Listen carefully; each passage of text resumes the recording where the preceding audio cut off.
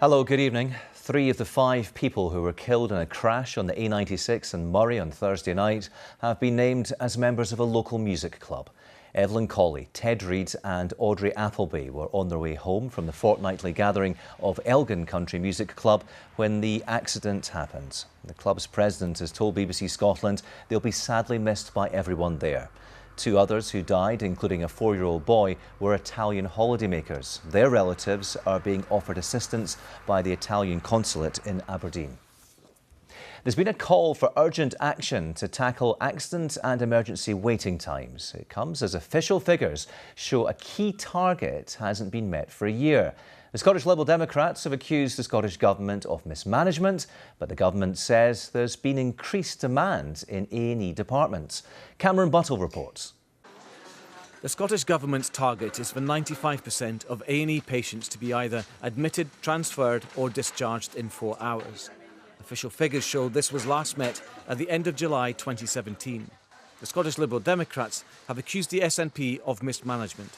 The problem is not in A&E. The problem is about putting people out of A&E into the wider hospital. There are no free beds for people, and why? Because people are waiting as many as 1,000 days in hospital when they are well to go home, but there's no adequate social care provision for them in their communities. That's where we need to be investing, getting people out of hospital into social care in our communities.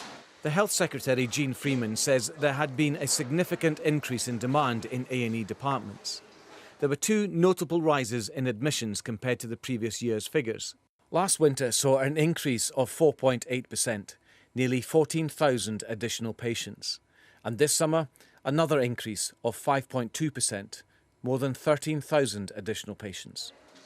The Lib Dems say that strain on the social care system and mental health services means there is more pressure on A&E. The Scottish Government says NHS staff numbers are at historically high levels and A&Es have outperformed those in the rest of the UK for more than 3 years.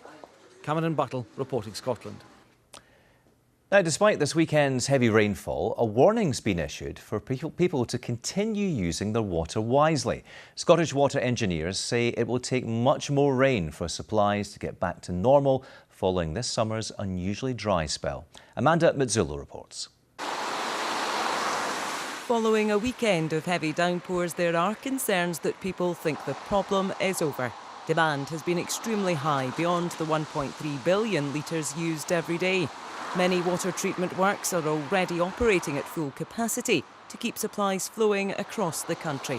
There's a number of simple things that customers can do to really help us, such as using a watering can as opposed to a hose when you're watering your plants, turning off your tap when you're brushing your teeth, and making sure that the dishwasher and the washing machine is fully loaded before you switch it on.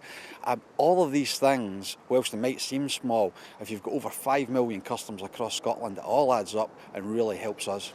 The Scottish Environment Protection Agency says at least a month's worth of rain is required to get reservoirs filled up. But some forecasts are predicting another dry, hot spell over the summer. Football, and Hearts qualified for the last 16 of the Scottish League Cup by thrashing Inverness Caley Thistle 5-0. Stephen Naismith scored the 5th from an Ollie Lee free kick. It was Naismith's 2nd headed goal of the game. And Hearts' reward for making the League Cup second round is an away tie at Dunfermline. Elsewhere, there's a Glasgow derby with Partick Thistle at home to Celtic. The ties will be played on August the 18th or 19th. Golf, and the Senior Open at St Andrews has just finished. The Scot Colin Montgomery ended on 3 under par, but it was the 54-year-old Spaniard Miguel Ángel Jiménez who was the winner on 12 under par. Let's get the weather forecast now. Judith Ralston's at the map for us. Thank you very much, Graham, and a very good evening to you. Well, many of us saw rather murky conditions, dull and damp. My graphics would appear behind me. But in contrast, Shetland saw some beautiful sunshine today, and indeed the warmest temperatures as well. Now, as far as this evening is concerned, that band of rain has been crossing the country today, will continue to journey northwards, eventually becoming confined to Shetland. Quite windy over Shetland, a strong southeasterly wind, but actually it's starting to brighten up across western Scotland. It should continue to brighten up as we head through the evening. Largely dry tonight with some clear spells, but then we see the next band of rain pushing in across southwest Scotland by about dawn tomorrow. Quite a fresh night, lows of around 8 Celsius in some rural parts. In our towns and cities, more typically around 11 or 12 degrees. So a largely dry start tomorrow. We do lose the rain from Shetland. And as we head through the day, we'll start to see that band of showery rain pushing in across southwest Scotland pretty quickly as it moves across the country. And then as we head through the afternoon, we'll start to see brighter conditions feeding in as well. And also a number of showers feeding in across western Scotland, the odd one making it further east, but generally a lot of dry weather for Monday with spells of sunshine. A breezy old day like we've seen of late, highs of around 18, 19 Celsius. So if you look at the pressure chart, you can see this Atlantic front eventually bringing some showery rain on Tuesday, but generally a dry start to the day. So it does start dry, some early sunshine, showers starting to feed into the west, but plenty of dry weather further east, and temperatures around 18 or 19 degrees. That's your forecast, Graham.